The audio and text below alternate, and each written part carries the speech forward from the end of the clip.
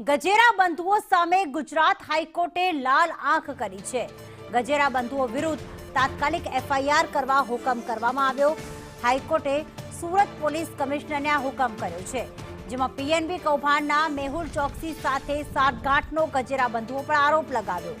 નાણાકીય સાઠગાંઠનો ગજેરા બંધુઓ પર આરોપ છે। હવાલા મારફતે હોંગકોંગ નાણાં મોકલ્યાનો પણ આરોપ લગાવવામાં આવ્યો। હોંગકોંગથી નાણાં ભારત લાવી મની લોન્ડરિંગ કર્યું હતું। ફરિયાદીની બોગસ સહીઓ કરી અને તેમનો હિસ્સો ઘટાડ્યો હતો। મનીષ પરમાર અમારી સાથે જોડાઈ ગયા છે, વધુ વિગત આપશે। મનીષ, ગજેરા બંધુઓ પર લાલ આંખ કારણ કે મેહુલ ચોકસી સાથે સાઠગાંઠ અને સાથે વિદેશમાં નાણાં મોકલવાના અને હવાલા મારફતે અહીંયા મની લોન્ડરિંગ કરવાનું, કયા કયા આરોપ તેમના પર લાગ્યા છે?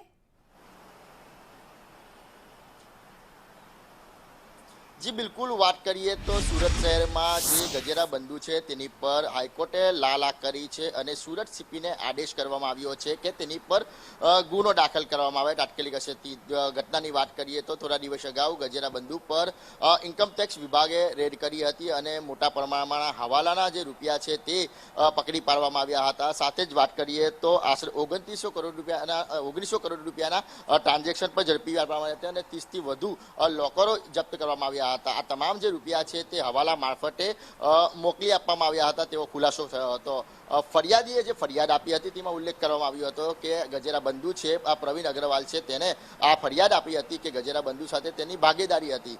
ભાગીદારીમાં જે 43% જે હિસ્સો હતો તેને ઘટાડીને ખોટી સહીઓ કરીને બોગસ સહીઓ કરીને જે ઠગાઈ કરવામાં આવી હતી અને આ ઠગાઈની જે ફરિયાદ છે તે પીએમઓ લગીન કરવામાં આવી હતી। તમામ મામલે તપાસ કરવામાં આવી હતી। તપાસ અંતે માલુમ પડ્યું હતું કે ગજેરા બંધુએ આ જે પ્રવીણ અગ્રવાલ છે તેની સાથે ખોટી રીતના અને ખોટી રીતે તેનો હિસ્સો કાપી નાખવામાં આવ્યો હતો। આ હિસ્સાના તમામ રૂપિયા છે તે વિદેશ મોકલી આપવામાં આવ્યા હતા અને વિદેશથી ફરીથી હવાલા મારફતે જે કહેવાય કે ભારતમાં પૈસા લેવામાં આવ્યા હતા। એટલે કહેવાય કે જે રૂપિયા છે તે હવાલા કાંડની અંદર સંડોવાયેલા અને હવાલા મારફતે સમગ્ર જે ગોટાળાને અંજામ આપ્યો હતો અને રૂપિયા જે તે સગે વગે કરવામાં આવ્યા હતા। આ તમામ પુરાવા છે તે એકઠા કરવામાં આવ્યા હતા અને ત્યારબાદ હવે અંતિમ નિર્ણય લેવામાં આવ્યો છે કે ગજેરા બંધુ વિરુદ્ધમાં તાત્કાલિક અસરથી સીપીને કહેવામાં આવ્યું છે કે પોલીસ ફરિયાદ કરવામાં આવે। જી બિલકુલ, આભાર મનીષ તમામ વિગતો માટે।